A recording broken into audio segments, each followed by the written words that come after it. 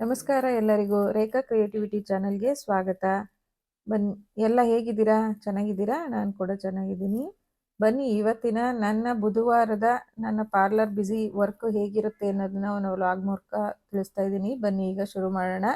ಇದು ನನ್ನ ತಂಗಿ ಮನೆ. ನಾನು ಮಂಗಳವಾರ ನೈಟೇ ಬಂದು ಇವ್ರ ಮನೇಲೆ ಉಳ್ಕೊಂಡಿದ್ದೆ. ಹಾಗಾಗಿ ಬುಧವಾರ ಬೆಳಗ್ಗೆ ಚೇಳೂರಿಗೆ ಹೋಗ್ಬೇಕು ಅಂತ ಹೇಳಿ ಬಂದು ಗೌರ್ಮೆಂಟ್ ಬಸ್ ಸ್ಟ್ಯಾಂಡಲ್ಲಿ ಬಸ್ಗೋಸ್ಕರ ಕಾಯ್ತಾ ಕೂತಿದ್ದೀನಿ.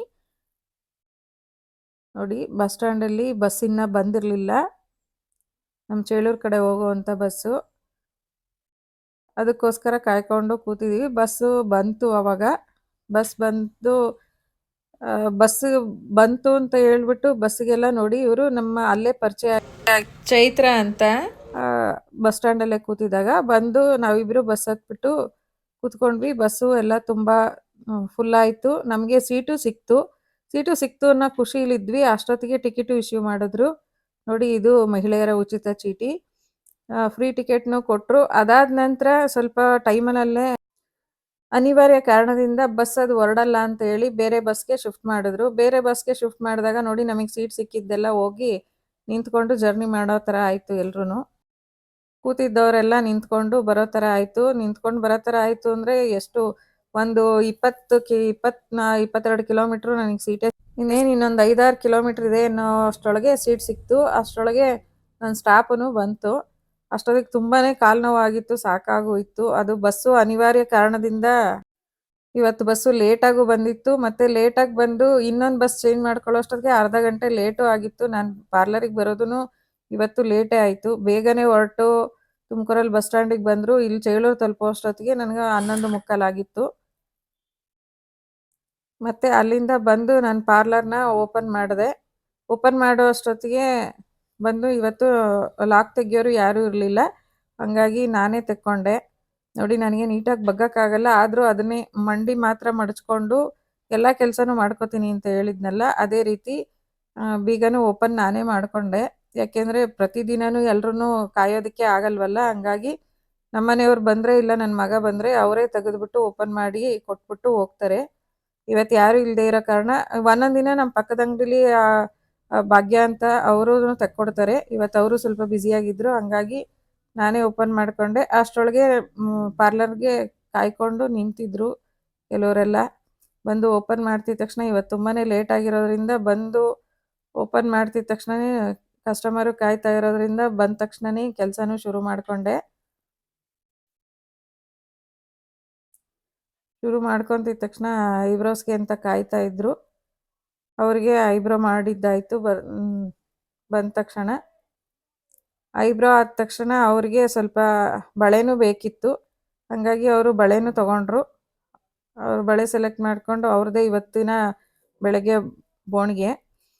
ಮತ್ತು 2 ಜೊತೆ ಬಳೆನೂ ತೊಗೊಂಡ್ರು. ಬಳೆ ತೊಗೊಂಡು ಅದಕ್ಕೂ ಅಮೌಂಟ್ ಕೊಟ್ಟು ಹೊರಟ್ರು. ತದನಂತರ ಮತ್ತೆ ಕಸ್ಟಮರ್ ಸ್ಟಾರ್ಟ್ ಆಯಿತು. ಅವ್ರದ್ದು ಐಬ್ರೋ ಇತ್ತು, ಅವ್ರಿಗೂ ಐಬ್ರೋ ಮಾಡಿದ್ದಾಯಿತು. ಒಂದೊಂದು ದಿನ ಇದೇ ಥರ ಆಗೋಗ್ಬಿಟ್ಟಿರುತ್ತೆ. ಯಾವುದು ಬೇರೆ ಕೆಲಸನೇ ಇರಲ್ಲ. ಹಂಗಾಗಿ ಇವತ್ತು ಮಂಗಳವಾರ ಇಲ್ಲೆಲ್ಲ ರಜಾ ಇರೋದ್ರಿಂದ ಸ್ವಲ್ಪ ಬುಧವಾರ ಸ್ವಲ್ಪ ಬ್ಯುಸಿನೇ ಇರುತ್ತೆ. ಪ್ರತಿ ಬುಧವಾರನೂ ಯಾವುದೋ ಒಂದೊಂದು ಬುಧವಾರ ಮಾತ್ರ ಕಡಿಮೆ ಇರುತ್ತೆ. ಮಂಗಳವಾರ ಇಲ್ಲಿ ಊರಲ್ಲೆಲ್ಲ ರಜಾ, ತುಂಬ ಅಂಗಡಿಗಳು ರಜಾ ಮಾಡಿರೋದ್ರಿಂದ ಜನಕ್ಕೆಲ್ಲ ರಜಾ ಇರುತ್ತೆ. ಇವ್ರು ಇರಲ್ಲ ಅನ್ನೋ ಕಾರಣಕ್ಕೆ ಕೆಲವೊಂದು ದಿನ ನಾನು ಹೋಗಿರ್ತೀನಿ. ಕಸ್ಟಮರ್ಗಳು ಕಮ್ಮಿ ಇರ್ತಾರೆ. ಯಾಕೆ ಅಂದರೆ ಅವರು ತೆಗ್ದಿರಲ್ಲ ಅಂತ. ಒಂದೊಂದು ದಿನ ಮಂಗಳವಾರ ನಾನು ತೆಗ್ದಿರಲ್ಲ. ಹಂಗಾಗಿ ನೋಡಿ, ಇದು ನಿನ್ನೆ ಮಂಗಳವಾರ ಒಂದು ಪಾರ್ಸಲ್ ಬಂದಿತ್ತು. ಅದನ್ನು ಓಪನ್ ಮಾಡಿರಲಿಲ್ಲ, ಹಾಗೆ ಇಟ್ಬಿಟ್ಟು ಹೋಗಿದ್ದೆ. ಜನ ಕಡಿಮೆ ಆಗ್ತಿದ್ದ ತಕ್ಷಣ ಪಾರ್ಸಲ್ನ ಓಪನ್ ಮಾಡೋಣ ಅಂತ ಹೇಳಿ ಓಪನ್ ಮಾಡ್ತಾ ಇದ್ದೀನಿ. ಇದು ಫ್ಲಿಪ್ಕಾರ್ಟಿಂದ ಬಂದಿದ್ದು. ಇದೇನಪ್ಪ ಅಂತಂದರೆ, ಇದು ಟ್ರೈಪ್ಯಾಡು ಫೋನ್ ಇಡೋದಕ್ಕೆ ಅಂತ ಸ್ಟ್ಯಾಂಡ್ನ ಆರ್ಡರ್ ಮಾಡಿ ಬುಕ್ ಮಾಡಿದ್ದೆ. ಆ ಬುಕ್ ಮಾಡಿರೋದು ಬಂದಿತ್ತು. ಅದನ್ನು ಓಪನ್ ಮಾಡಿರಲಿಲ್ಲ. ಮಂಗಳವಾರ ಸಂಜೆ ಬಂತದು. ನಾನೇನು ಮಾಡಿದೆ, ಓಪನ್ ಮಾಡಲಿಲ್ಲ, ಹಂಗೆ ಇಟ್ಬಿಟ್ಟು ಹೋಗಿದ್ದೆ ನಾನು.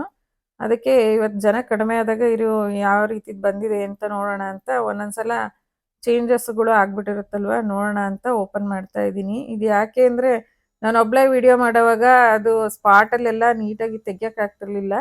ಅದಕ್ಕೋಸ್ಕರ ಇದು ಚೆನ್ನಾಗಿದೆ ಅಂತ ನೋಡಿದೆ. ಹಂಗಾಗಿ ಇದನ್ನು ಬುಕ್ ಮಾಡಿದ್ದೆ ಫ್ಲಿಪ್ಕಾರ್ಟಲ್ಲಿ. ಅದು ಬಂದಿತ್ತು. ಹಂಗಾಗಿ ಇದನ್ನ ಓಪನ್ ಮಾಡಿದೆ. ಅಷ್ಟೇ ನೋಡೋಕ್ಕಾಗಿದ್ದು. ಇನ್ನು ಓಪನ್ ಮಾಡಿ ಬಿಡೋದಕ್ಕಾಗಲಿಲ್ಲ. ಅಷ್ಟೊತ್ತಿಗೆ ಮತ್ತೆ ಕಸ್ಟಮರ್ ಶುರುವಾದರು. ಹಂಗಾಗಿ ಮತ್ತೆ ಐಬ್ರೋ ಮಾಡೋದಕ್ಕೆ ಅಂತ ಶುರು ಮಾಡಿಕೊಂಡೆ.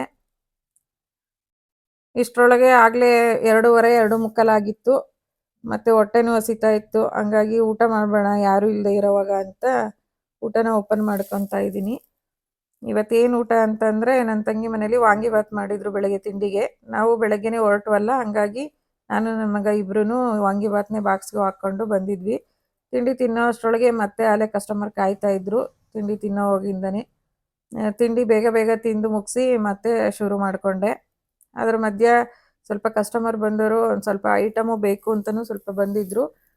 ನಾನೆಲ್ಲ ಮಲ್ಟಿಪರ್ಪಸ್ ಆಗಿ ಇಟ್ಕೊಂಡಿರೋದ್ರಿಂದ ಪಾರ್ಲರಿಗೆ ಬಂದವರು ಅವ್ರಿಗೆ ಬೇಕಾಗಿರೋದು ಏನಾದರೂ ಸ್ವಲ್ಪ ಸ್ವಲ್ಪ ತಗೊತಾ ಇರ್ತಾರೆ. ಹಾಗಾಗಿ ಇವರು ಒಂದು ಮೇಕಪ್ ಹಾಕ್ಸ್ಬೇಕು ಅಂತ ನೋಡ್ತಾ ಇದ್ದಾರೆ ನೋಡಿ. ಅವ್ರಿಗೆ ಅದನ್ನು ತೋರಿಸ್ಬಿಟ್ಟು ಅದನ್ನು ಕೊಟ್ಟಿದ್ದಾಯಿತು. 2 ಮೇಕಪ್ ಬಾಕ್ಸ್ ನೋಡಿ ಅವ್ರು ಲಾಸ್ಟಿಗೆ ಒಂದನ್ನು ಸೆಲೆಕ್ಟ್ ಮಾಡಿಕೊಂಡು ತಗೊಂಡ್ರು. ಮತ್ತು ಬಾರ್ಗೇನ್ ಇದ್ದೇ ಇರುತ್ತಲ್ಲ, ಸ್ವಲ್ಪ ಬಾರ್ಗೇನು ಮಾಡಿಕೊಂಡು ತಗೊಂಡಿರ್ತಾರೆ. ಏನು ಮಾಡೋಕ್ಕಾಗಲ್ಲ ಅಲ್ವಾ, ನಾವು ಕೊಡಲೇಬೇಕಾಗತ್ತೆ. ನಾವು ಫಿಕ್ಸೆಡ್ ರೇಟಲ್ಲಿ ಮಾಡಿದ್ರೆ ಯಾವುದು ವ್ಯವಹಾರ ನಡೆಯಲ್ಲ. ಹಂಗಾಗಿ ನಾವು ಅವರು ನಂಬಿಕೆ ಇಟ್ಟು ಬಂದಿರ್ತಾರಲ್ವ, ಹಂಗಾಗಿ ಅವ್ರ ಹತ್ರ ನೋಡಿ ತೊಗೋಬೇಕಾಗತ್ತೆ. ಅದಾದ ನಂತರ ಒಂದು ಮಗು ಕರ್ಕೊಂಡು ಮತ್ತೊಬ್ಬರು ಬಂದರು. ಅವ್ರಿಗೂ ಐಬ್ರೋಸ್ ಎಲ್ಲ ಮಾಡಿದ್ದಾಯಿತು. ಇವತ್ತು ನೋಡಿ ಫುಲ್ ಡೇ ಬೇರೆ ಕಸ್ಟಮರೇ ಬರಲಿಲ್ಲ ಅಂತ ಅನ್ನಿಸ್ತಾ ಇದೆ. ಇಷ್ಟೊತ್ತವರೆಗಾಗೂ ಬೇರೆ ಕಸ್ಟಮರ್ ಯಾರೂ ಬಂದಿಲ್ಲ, ಬರೀ ಐಬ್ರೋಸ್ನವ್ರು ಮಾತ್ರ ಬಂದರು. ಮತ್ತು ಅವ್ರಿಗೂ ಹಾಗೆ ಸ್ವಲ್ಪ ಕ್ಲಿಪ್ಸು ಎಲ್ಲ ಬೇಕು ಅಂತ ಎಲ್ಲ ನೋಡಿ ಅವ್ರೂ ಕ್ಲಿಪ್ಸ್ ಎಲ್ಲ ತೊಗೊಂಡ್ರು. ಅಷ್ಟೊತ್ತಿಗೆ ಮತ್ತೆ ಇನ್ನೊಬ್ಬರು ಬಂದು ಕಾಯ್ತಾ ಇದ್ರು. ಅವ್ರಿಗೂ ಮತ್ತೆ ಐಬ್ರೋ ಸ್ಟಾರ್ಟ್ ಮಾಡಿದ್ದಾಯಿತು. ನೋಡಿ ಬಂದವರು ಸ್ವಲ್ಪ ಈಗ ನಿಂತಿರ್ತಾರಲ್ಲ, ಹಂಗಾಗಿ ಸ್ವಲ್ಪ ಕಣ್ಣಾಡಿಸ್ತಾರೆ. ಆ ಕಡೆ ಈ ಕಡೆ ಕಣ್ಣಾಡಿಸಿದಾಗ ಅವ್ರಿಗೆ ಏನಾದರೂ ಐಟಮ್ ಬೇಕು ಅನಿಸಿದ್ರೆ ತಗೋತಾರೆ. ಇದೆಲ್ಲ ಮಿಕ್ಸ್ ಇರೋದ್ರಿಂದನೇ ನಾನು ಇಷ್ಟು ವರ್ಷ ಬಿಸ್ನೆಸ್ನ ಸ್ಟ್ಯಾಂಡ್ ಮಾಡೋಕ್ಕಾಗಿದ್ದು. ಯಾಕೆಂದರೆ ಒಂದೇ ಮಾಡ್ಕೊತಾ ಹೋಗಿದ್ರೆ ಜನಕ್ಕೆ ಒಂದೇ ಇದರಲ್ಲೇ ಮೇಂಟೈನ್ ಮಾಡೋದು ಕಷ್ಟ ಆಗುತ್ತೆ. ಅದಕ್ಕೋಸ್ಕರ ಈಗ ಒಂದೊಂದು ದಿನ ಪಾರ್ಲರ್ಗೆ ಜನ ಇಲ್ಲದೆ ಇರೋವಾಗ ಯಾರಾದರೂ ಬಂದು ಸ್ವಲ್ಪ ಐಟಮ್ ಆದರೂ ತೊಗೊಂಡೋಗಿರ್ತಾರೆ. ಆ ಥರ ಇರೋದ್ರಿಂದ ಐಟಮ್ ಇಟ್ಕೊಂಡಿರೋದು ನನಗೆ ಅನುಕೂಲ ಅಂತ ಅನಿಸುತ್ತೆ. ತುಂಬ ಜನ ಇದ್ದಾಗ ಸ್ವಲ್ಪ ಅವ್ರನ್ನ ನೋಡ್ಕೊಳ್ಳೋದು ಎಲ್ಲ ಕಷ್ಟ ಆಗುತ್ತೆ. ಒಂದೊಂದು ಸಲ ಅಂತೂ 5-6 ಜನ ಬಂದು ಆ ಕಡೆ ಈ ಕಡೆ ಎಲ್ಲ ಕಡೆನೂ ಎಲ್ಲ ಐಟಮ್ನು ಮುಟ್ಟೋವಾಗ ಅವ್ರನ್ನೆಲ್ಲ ಗಮನಿಸೋದು ಕಷ್ಟ. ಕೆಲವರಂತೂ ಆ ಥರ ಎಲ್ಲ ಮಾಡಿರ್ತಾರೆ, ಎಲ್ಲರೂ ಆ ಥರ ಇರಲ್ಲ. ಕೆಲವರು ನಾವು ತೊಗೊಂಡಿರೋದು ನಾನು ಮರ್ತಿದ್ರು ಇದನ್ನು ತೊಗೊಂಡಿದ್ದೀನಿ ಅಂತ ಹೇಳ್ಬಿಟ್ಟು ಕೊಟ್ಟೋಗೂ ಇದ್ದಾರೆ. ನಾನು ಈ ಥರ ಬ್ಯುಸಿಲಿ ಇರೋವಾಗ ಚೇಂಜ್ ಕೊಡೋವಾಗಲೇ ಸ್ವಲ್ಪ ಒಂದೊಂದು ಸಲ ಜಾಸ್ತಿನೂ ಕೊಟ್ಬಿಟ್ಟಿರ್ತೀನಿ. ಅವಾಗ ಅವರೇ ನೋಡಿಬಿಟ್ಟು ಈ ಥರ ಜಾಸ್ತಿ ಕೊಟ್ಟಿದ್ದಾರೆ ನೋಡಿ ಅಂತ ಕೊಟ್ಟೋಗಿರೋರು ಇದ್ದಾರೆ. ಈಗ ಕೆಲವೊಂದು ಸಲ ಯಾಮಾರ್ಬಿಟ್ಟು ನಾನು ಕಡಿಮೆ ತೊಗೊಂಡಿರೋದು ಇದೆ. ಯಾಕೆಂದರೆ ತುಂಬ ಬ್ಯುಸಿ ಇದ್ದಾಗ ಅವ್ರಿಗೆ ಕೆಲವೊಂದನ್ನು ತೊಗೊಂಡಿರೋದನ್ನ ಮಿಸ್ಸಾಗಿ ತೆಗೆದಿಟ್ಕೊಂಡಿದ್ರೆ ಅಕಸ್ಮಾತ್ ಅದನ್ನು ನೋಡಿಲ್ಲದೆ ಬಿಲ್ ಹಾಕದೆ ಕಳಿಸಿರೋವಂಥ ದಿನಗಳು ಇದೆ. ಅವರು ತೆಗೆದಿಟ್ಕೊಂಡಿರೋರು ಕೆಲವರು ಇಲ್ಲ ನಿಮ್ದಿದೆ ನೋಡಿ, ನಾವು ಇದಕ್ಕೆ ಬಿಲ್ ಹಾಕಿಲ್ಲ ಅಂತ ಹೇಳಿ ಕೊಟ್ಟೋಗಿರೋವಂಥ ಜನನೂ ಇದ್ದಾರೆ. ಹಾಗಾಗಿ ಬಿಸ್ನೆಸ್ ಅಂದಮೇಲೆ ಎಲ್ಲ ಥರದ ಜನನೂ ಇರ್ತಾರೆ. ಎಲ್ಲರನ್ನೂ ಅನುಸರಿಸ್ಕೊಂಡು ಹೋಗಬೇಕು. ಎಷ್ಟು ಹುಷಾರಾಗಿದ್ದರೂ ಸಾಕಾಗಲ್ಲ. ಹಂಗಾಗಿ ಒಬ್ಬರೇ ಇದ್ದಾಗಂತೂ ಇದ್ದಿದ್ರೊಳಗಾಗಿ ನಮ್ಮ ಕಸ್ಟಮರ್ಗಳಂತೂ ನಾನು ಒಬ್ಬಳೇ ಇದ್ದಾಗ ತುಂಬ ಹೆಲ್ಪ್ ಮಾಡ್ಕೋತಾರೆ. ಯಾಕೆಂದರೆ ಕೆಲವೊಂದು ಐಟಮು ನಾನು ಬ್ಯುಸಿ ಇದ್ದಾಗ ಅವ್ರುಗಳೇ ನೋಡಿ ಅವ್ರಿಗೆ ಏನೇನು ಬೇಕೋ ಎಲ್ಲ ತೆಗೆದಿಟ್ಕೊಂಡು ಲಾಸ್ಟಿಗೆ ಬಿಲ್ ಹಾಕಿಸ್ಕೊಳ್ಳೋ ಅಂಥವ್ರು ಇದ್ದಾರೆ. ಹಂಗಾಗಿ ಅವರೇ ಎಲ್ಲ ನೋಡಿ ತೆಗೆದಿಟ್ಕೊಂಡಿರ್ತಾರೆ. ಆಮೇಲೆ ಲಾಸ್ಟಿಗೆ ಬಿಲ್ ಹಾಕಿ ಕಳಿಸ್ತೀನಿ. ಅದೇ ರೀತಿ ನೋಡಿ ಇವ್ರದ್ದು ಐಬ್ರೋ ಮಾಡೋ ಅಷ್ಟೊತ್ತಿಗೆ ಅವರು ಪಕ್ಕದಲ್ಲಿರೋರೆಲ್ಲ ಐಟಮ್ ಎಲ್ಲ ಅವರೇ ತೆಕ್ಕೊಂಡು ಇನ್ನು ಅವ್ರಿಗೆ ಸಿಗದೇ ಇರೋವಂಥ ಐಟಮ್ನ ನಾನು ಕೊಟ್ಟ ನಂತರ ನೋಡಿ ಈ ಥರ ಮಲ್ಟಿಪರ್ಪಸ್ ಇರೋದ್ರಿಂದ ಒಂದಲ್ಲ ಒಂದು ಬಿಸ್ನೆಸ್ ನಡೆಯುತ್ತೆ ಅನ್ನೋ ಕಾನ್ಫಿಡೆಂಟ್ ಇರುತ್ತೆ. ಇದು ಎಲ್ಲ ಟೈಮಲ್ಲೂ ಇರಲ್ಲ ಐಟಮ್ ಹೋಗೋವಂಥದ್ದು. ಈ ಸೀಸನ್ ಟೈಮಲ್ಲಿ, ಈ ಮದುವೆ ಸೀಸನ್ಗಳಲ್ಲಿ ಸ್ವಲ್ಪ ಹೋಗತ್ತೆ ಚೆನ್ನಾಗಿ. ಹಾಗಾಗಿ ಹೋಗ್ಲಿ ಬಿಡಲಿ, ನಾವಂತೂ ಕಾಯಲೇಬೇಕಲ್ಲ, ಬಿಸ್ನೆಸ್ ಅಂದರೆ ಹಾಗೆ ಅಲ್ವಾ. ಜನ ನಮ್ಮನ್ನು ಕಾಯೋದಕ್ಕಿಂತ ನಾವು ಜನ ಕಾಯೋದೇ ಇಲ್ಲಿ ಮುಖ್ಯ ಅಂತ ಆಗುತ್ತೆ. ಯಾವುದೇ ಒಂದು ಕೆಲಸಕ್ಕೂ ಶ್ರದ್ಧೆ ಭಕ್ತಿ ಅಂತೂ ಬೇಕೇ ಬೇಕು.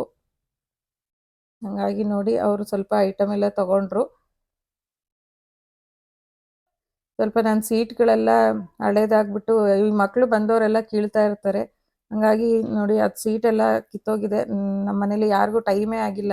ನಮ್ಮ ಮನೆಯವರು ಸ್ವಲ್ಪ ಬ್ಯುಸಿ ಆಗಿಬಿಟ್ಟಿದ್ದಾರೆ. ನನ್ನ ಮಗನಿಗೂ ರಜಾ ಸಿಗ್ತಾ ಇಲ್ಲ. ಹಂಗಾಗಿ ಅದನ್ನೆಲ್ಲ ಬೇರೆ ಹಾಕ್ಸೋದಕ್ಕೂ ಟೈಮ್ ಆಗಿಲ್ಲ. ಇನ್ನು ಸೀಸನ್ ಸ್ವಲ್ಪ ಸ್ಟಾರ್ಟ್ ಆಗಿರೋದ್ರಿಂದ ಸ್ವಲ್ಪ ನಾನು ಬ್ಯುಸಿ ಆಗಿಬಿಟ್ಟಿರ್ತೀನಿ. ಅದ್ರ ಜೊತೆಗೆ ಮಧ್ಯ ಮಧ್ಯ ಫಂಕ್ಷನ್ಗಳು ಬೇರೆ ಇದೆ. ಹಂಗಾಗಿ ಅಲ್ಲಿ ಬೇರೆ ಹೋಗ್ಬೇಕು. ಅಷ್ಟೊತ್ತಿಗೆ ಐಬ್ರೋ ಮಾಡೋ ಅಷ್ಟೊತ್ತಿಗೆ ಮತ್ತೆ ಇನ್ನೊಂದು 4-5 ಜನ ಜಾಸ್ತಿ ಆದರು. ಅವರು ಅಲ್ಲೂ ಐಟಮು ಬೇಕು ಅಂತಲೂ ಕೆಲವರು ಬರ್ತಾಯಿದ್ರು, ಕೆಲವರು ಪಾರ್ಲರ್ಗೂ ಬರ್ತಾಯಿದ್ರು.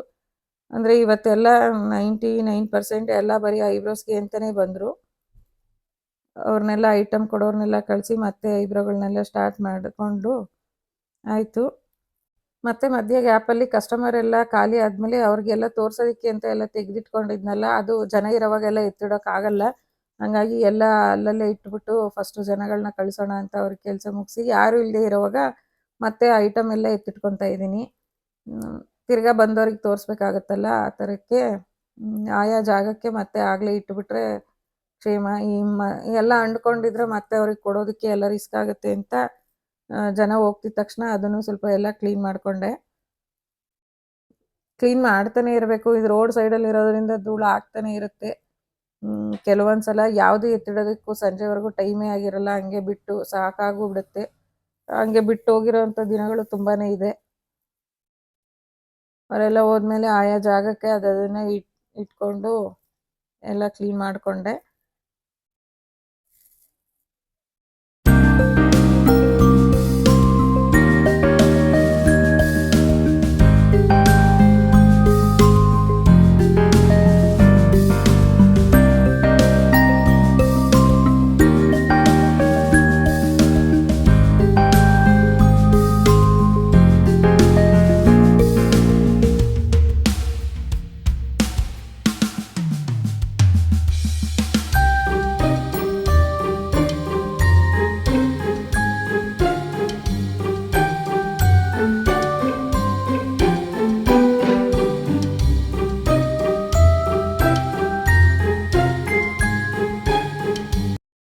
ಮತ್ತು ಅಷ್ಟು ಎತ್ತಿಟ್ಕೊಂಡು ಆಗೋ ಅಷ್ಟರೊಳಗೆ ಮತ್ತೆ ಒಬ್ಬರು ಕಸ್ಟಮರ್ ಬಂದು ಅವ್ರಿಗೆ ಸ್ವಲ್ಪ ಕಿವಿಗೆ ಓಲೆ ಮತ್ತು ಅವ್ರ ಮಗುಗೆ ಬಳೆ ಬೇಕು ಅಂತ ಬಂದರು.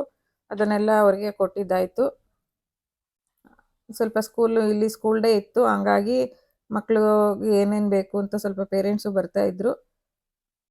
ಅದಾದ ನಂತರ ಮತ್ತೆ ಐಬ್ರೋಸು ಸ್ಟಾರ್ಟ್ ಆಯಿತು.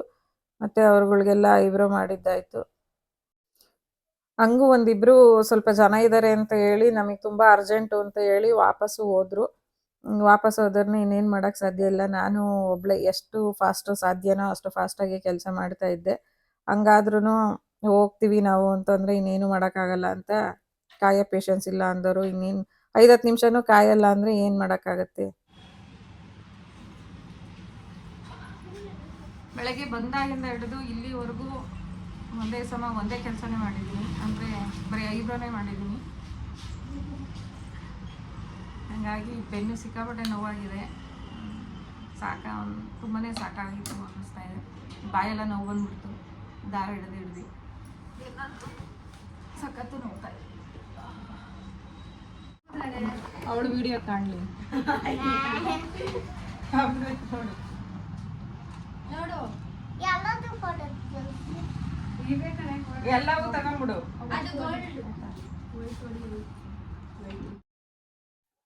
ಮತ್ತೆ ಅಷ್ಟೊತ್ತಿಗೆ ಏರ್ ಬ್ಯಾಂಡ್ ಬೇಕು ಅಂತ ಮಗು ಬಂತು. ಆ ಮಗುಗೆ ಯಾವ್ದು ಬೇಕು ಅಂತ ಸೆಲೆಕ್ಷನ್ ಮಾಡಿ ಹಾಕ್ತಿದ ತಕ್ಷಣ ಮತ್ತೆ ಐಬ್ರೋ ಶುರುವಾಯಿತು. ಅಷ್ಟೊತ್ತಿಗೆ ಆಗಲೇ 5-5:30 ಆಗಿತ್ತು. ಬೆಳಗ್ಗೆ ನಾನು ಬಂದಾಗ ಸ್ವಲ್ಪ ಕಿತ್ಳೆಹಣ್ಣು ಮಾರೋದಕ್ಕೆ ಅಂತ ಗಾಡಿ ಬಂದಿತ್ತು. ಆವಾಗ ಕಿತ್ಳೆಹಣ್ಣು ತೊಗೊಂಡಿದ್ದೆ. ಆ ಕಿತ್ಳೆಹಣ್ಣನ್ನ ಸ್ವಲ್ಪ ತಿನ್ನೋಣ ಅಂದ್ಕೊಂಡು ಸಾಕಾಗಿತ್ತು. ಸ್ವಲ್ಪ ಹೊತ್ತು ಕೂತ್ಕೊಂಡು ಕಿತ್ಳೆಹಣ್ಣು ತಿನ್ನೋಣ ಅಂದ್ಕೊಂಡು ಸುಲಿತಾ ಇದ್ದೀನಿ. ಅದು ಬೆಳಗ್ಗೆನೇ ತೊಗೊಂಡಿದ್ದು, ಆದರೂ ಟೈಮ್ ಆಗಲಿಲ್ಲ ಅಂತ ಹೇಳ್ಬಿಟ್ಟು ಮಧ್ಯೆ ಗ್ಯಾಪಲ್ಲಿ ಮತ್ತೆ ಕಿತ್ಳೆಹಣ್ಣು ತಿಂದು ಮುಗಿಸೋ ಅಷ್ಟೊತ್ತಿಗೆ ಮತ್ತೆ ಐಬ್ರೋಗೆ ಅಂತ ಬಂದರು. ಮತ್ತೆ ಕೆಲಸ ಶುರು ಮಾಡಿದ್ದಾಯಿತು. ಅಷ್ಟರಲ್ಲಿ ರಾತ್ರಿ 7:30 ಆಯಿತು. 7:30 ಆಗೋ ಅಷ್ಟರೊಳಗೆ ನಮ್ಮ ಮನೆಯವ್ರು ಬಂದರು ಕರ್ಕೊಂಡು ಹೋಗೋದಕ್ಕೆ. ನಾನು ಕ್ಲೋಸ್ ಮಾಡಿಕೊಂಡು ಮತ್ತೆ ಅಂಗಡಿ ಲಾಕ್ ಮಾಡಿಬಿಟ್ಟು ಹೊರಟ್ವಿ. ಇಲ್ಲಿಂದ ಗಾಡೀಲಿ ಸ್ವಲ್ಪ ಜೋರಾಗಿ ಹೋದರೆ 1/4 ಗಂಟೆ 20 ನಿಮಿಷ ಜರ್ನಿ ಆಗುತ್ತೆ ನಮ್ಮ ಮನೆಗೆ. ಅಷ್ಟರೊಳಗೆ ಹೊರಟ್ವಿ. ಸ್ವಲ್ಪ ಚಳಿನೂ ಆಗ್ತಿತ್ತು, ಯಾಕೆಂದರೆ ತುಂಬ ಸಾಕಾಗಿತ್ತಲ್ಲ. ಹಂಗಾಗಿ ಕರೆಕ್ಟಾಗಿ ಮನೆಗೆ ಹೋಗೋ ಅಷ್ಟರೊಳಗೆ ನೋಡಿ ಇನ್ನು 8 ಗಂಟೆಗೆ 5 ನಿಮಿಷ ಇತ್ತು. ಅವಾಗ ತುಂಬಾ ಸಾಕಾಗಿರೋದ್ರಿಂದ ಹೋಗಿ ಸ್ವಲ್ಪ ಹೊತ್ತು ರೆಸ್ಟ್ ಮಾಡಿದೆ. ಒಂದು ಅರ್ಧ ಗಂಟೆ ಬಿಟ್ಟು ಆಮೇಲೆ ಮತ್ತೆ ಎದ್ದುಬಿಟ್ಟು ಉಪ್ಪಿಟ್ಟು ಮಾಡೋಣ ಬೇಗ ಆಗುತ್ತೆ ಅಂತ ಹೇಳಿ ಉಪ್ಪಿಟ್ಟು ಮಾಡಿದೆ. ನಮ್ಮ ಮನೆಯವರು ಮದುವೆಗೆ ಹೋಗಿದ್ರು. ಹಂಗಾಗಿ ನಾನು ನನ್ನ ಮಗ ಇಬ್ಬರು ಉಪ್ಪಿಟ್ಟು ತಿನ್ಕೊಂಡು ಬೇರೆ ಏನು ಕೆಲಸ ಮಾಡಲೇ ಇಲ್ಲ. ಉಪ್ಪಿಟ್ಟು ತಿಂದು ಸ್ವಲ್ಪ ಹೊತ್ತು ಟಿ ವಿ ನೋಡ್ಬಿಟ್ಟು ಆಮೇಲೆ ಮಲಗಿದ್ರೆ ಮಧ್ಯರಾತ್ರಿ 2 ಗಂಟೆಯಿಂದ ಜ್ವರನೂ ಬಂತು. ಕೆಲವ್ರು ಹೇಳ್ತಾರೆ ನಿಮ್ಮ ಕೆಲಸ ಏನು ಎಷ್ಟು ಈಸಿ ಅಂತ, ನೋಡಿ ನಮಗೆಲ್ಲ ಎಷ್ಟು ಕೆಲಸ ಜಾಸ್ತಿ ಆದರೆ ಏನೇನೆಲ್ಲ ಆಗಿರುತ್ತೆ ಅಂತ, ಬಾಯೆಲ್ಲ ಹರಿದೋಗ್ಬಿಟ್ಟಿರುತ್ತೆ. ಸಬ್ಸ್ಕ್ರೈಬ್ ಇಲ್ಲದೆ ಯಾರಾದರೂ ವಿಡಿಯೋ ನೋಡ್ತಿದ್ರೆ ಪ್ಲೀಸ್ ಸಬ್ಸ್ಕ್ರೈಬ್ ಮಾಡಿ. ಇಲ್ಲಿಗೆ ನಾನು ವ್ಲಾಗ್ನ ಮುಗಿಸ್ತಾ ಇದ್ದೀನಿ. Thank you, take care, bye.